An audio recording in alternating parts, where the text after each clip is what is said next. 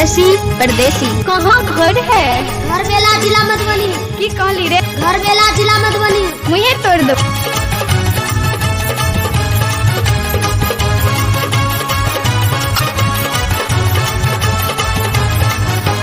कते दिन सो पूजै छियो, कते दिन सो पूजै छियो, किया न दै ध्यान। इहो लगन महीना बीत गेलै, खर्चा भेल जियान। हो बाबा ब्याह करा दा, हो बाबा ब्याह करा दा, हो बाबा ब्याह करा दा, हो बाबा ब्याह करा दा। कते दिन सो पूजै छियो, कते दिन सो पूजै छियो, किया न दै छो ध्यान। इहो लगन महीना बीत गेलै, खर्चा भेल जियान। हो बाबा ब्याह करा दा, हो बाबा ब्याह करा दा, हो बाबा ब्याह करा दा, हो बाबा ब्याह करा दा। शशि परदेसी।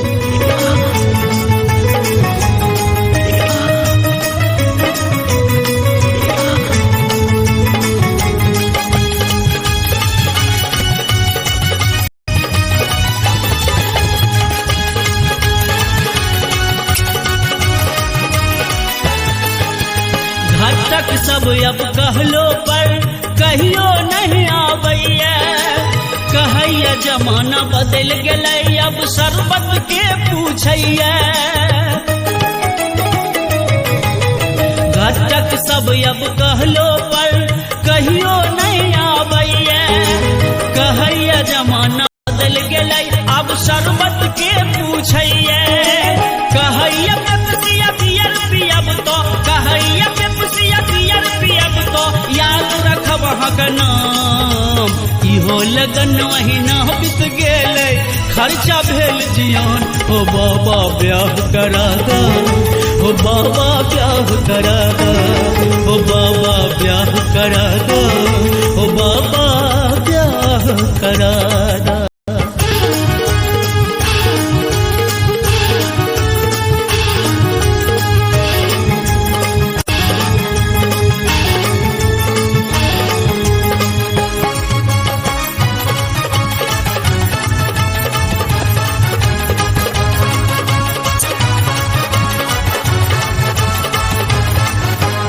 गोरकी नहीं हो सकी के फेर में बाबा कत दिन कुमार रहबा। गोरकी नहीं हो सुनर की नहीं हो तो चितकबरी अब चलता। सुनर की के फेर में बाबा कत दिन कुमार रहबा।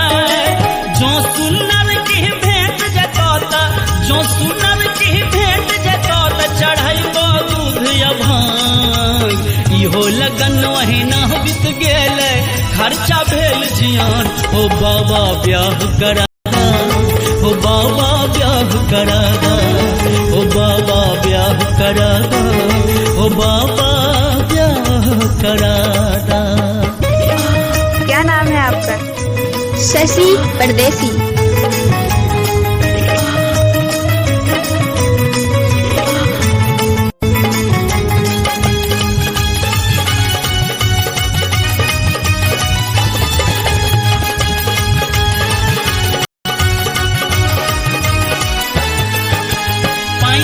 बीतल 36 चढ़ल गाल से हो अब धसल। माथा के से धीरे धीरे आधा आधी पागल। 35 बीतल 36 चढ़ल गाल से हो अब धसल। माथा के से धीरे धीरे आधा आधी पागल। अब जो हमर दिया है दैता, अब जो हमर दिया है दैता, कोहबर में पकड़त कान। इहो लगन महीना बीत गेलै, खर्चा भेल जियान। हो बाबा ब्याह करा दा, हो बाबा ब्याह करा दा, हो बाबा ब्याह करा दा, हो बाबा ब्याह करा दा। कते दिन सो पूजै छियो, कते दिन सो पूजै छियो, किया न दै छो ध्यान। इहो लगन महीना बीत गेलै खर्चा भेल जियान हो बाबा ब्याह करा दा हो बाबा ब्याह करा दा हो बाबा ब्याह करा दा हो बाबा ब्याह करा दा कते दिन सो पूजै छियो कते दिन सो पूजै छियो किया न दै छ ध्यान इहो लगन महीना बीत गेलै खर्चा भेल जियान ओ बाबा ब्याह करा दा ओ बाबा ब्याह करा दा ओ बाबा ब्याह करा दा ओ बाबा ब्याह करा दा